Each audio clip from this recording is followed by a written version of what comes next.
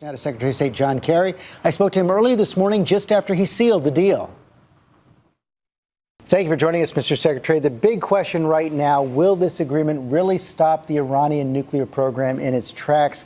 We've already got some critics in Congress suggesting it won't. Marco Rubio says it will not freeze the Iranian nuclear program, makes a nuclear Iran more, not less likely. Lindsey Graham says unless the deal requires dismantling centrifuges, we haven't gained anything. Your response?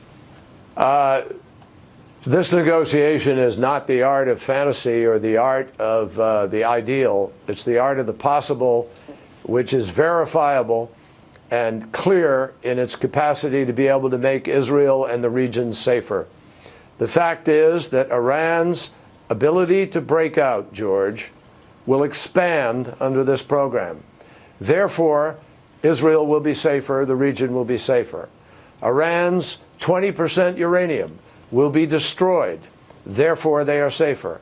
Iran's 3.5% uranium stock will be frozen at its current level, and the centrifuges will not be able to be installed in places that could otherwise be installed and advance the program. But not dismantled. The fact is we will have daily inspections.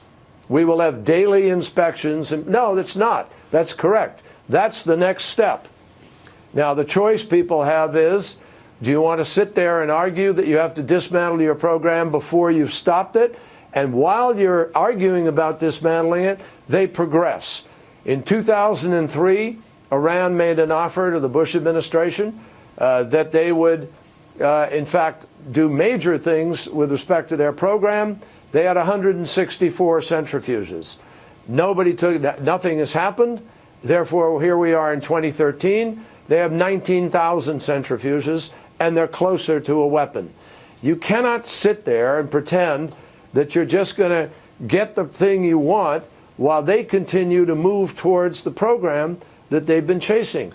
We've actually succeeded through the sanctions that Congress put in place to be able to get to a point where we're locking in knowledgeably what their current level is and forcing them to go backwards. And while we go through these next 6 months, we will be negotiating the dismantling. We will be negotiating the limitations. But you can't always start where you want to wind up.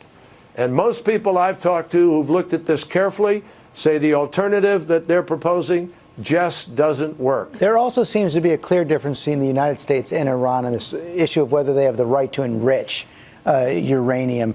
You say the deal does not include any recognition of that right. The foreign minister of Iran says it includes it in two distinct places. I just want to know, what is the U.S. position? Does the U.S. respect and recognize that right of Iran's? Yes or no? No, there is no right to enrich. We do not recognize a right to enrich. It is clear in the NPT, in the Non-Proliferation Treaty, it's very, very clear that there is no right to enrich. But under the terms of this agreement, there will be a negotiation over whether or not they could have a very limited, completely verifiable, extraordinarily constrained program where they might have some medical research or other things they could do, but there is no inherent right to enrich. And everywhere in this particular agreement, it states that they could only do that by mutual agreement, and that nothing is agreed on until everything is agreed on. That language appears at least twice in significant places in this agreement. So there is no agreement that they can enrich. They have ability to negotiate it, but they could only gain that capacity to have some enrichment, as some countries do, if they live up to the whole set of terms necessary to prove it's a peaceful program. So Iran has some very stiff hurdles that they're going to have to meet in order to do that. There is no right, and there is no right granted in this agreement. We're seeing the first Israeli reaction. They have a right, according to the NPT. Let me just say, George, they do have a right. Any country has a right, if you're in the NPT, to a peaceful nuclear program. That there is a defined right within the NPT. But a peaceful nuclear program does not mean you have the right to enrich. We've just seen the Israeli Prime Minister Bibi Netanyahu call it a bad deal. Are you confident that you can convince him to respect it and that Israel will not take unilateral military action against the Iranian nuclear program? Well, actually, Israel and the United States absolutely share the same goal here.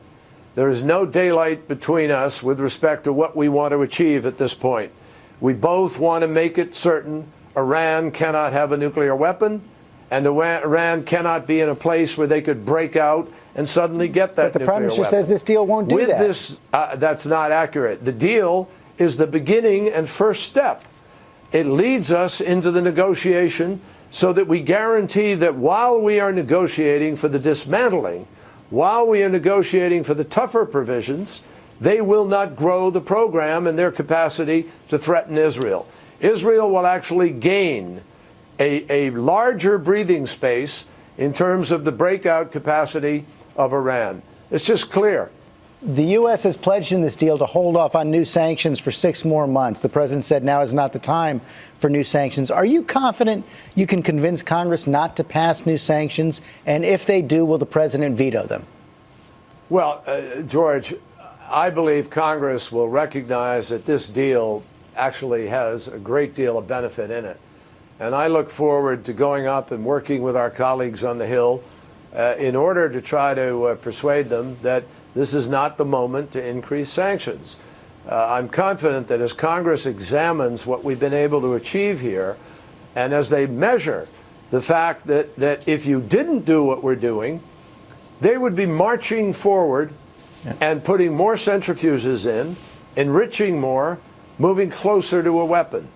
What we have done absolutely unequivocally allows us to get into Fordow, know what they're doing in that enrichment, stop the enrichment, and if they're not prepared to do the things necessary to be able to have a peaceful program, truly peaceful and provable as such, then the sanctions can be turned back up, and of course, he always has every other option available to him as commander-in-chief. Finally, Mr. Secretary, you just emerged from the first face-to-face negotiations with the Iranians since 1979. Is the U.S. now heading towards a normal relationship with Iran? And how do you reconcile your experience with the words of their supreme leader, who calls Israel a rabid dog and accuses the United States of war crimes? Well, obviously, those are the most insulting and unacceptable terms, obviously. I mean, that goes without stating. And we don't accept that kind of terminology, and we hope that that's not going to be part of the future. But we're not going to sit around and deal with hopes or words and pretend that there's trust where it has to be built over a long period of time. So we have no illusions. This is not going to change in one fell swoop and overnight. We have a long building process to engage in here. We need to put to test Iran's words and intentions without any cobwebs, without any, false assumptions, without any illusions. This is a hard road. And we will stand by Israel 100%, and I believe we will show that this particular approach has the ability to be able to garner greater, broader international support for whether or not Iran is in fact following through on its commitments or not. If you ultimately have to hold them accountable because they're not doing it, you have to be able to show that you've gone through all of the diplomatic avenues available before considering other alternatives. Mr. Secretary, I know you've been going around the clock. Thank you very much for taking the time to be with us. Thanks, George. Good to be with you. Thank you very much.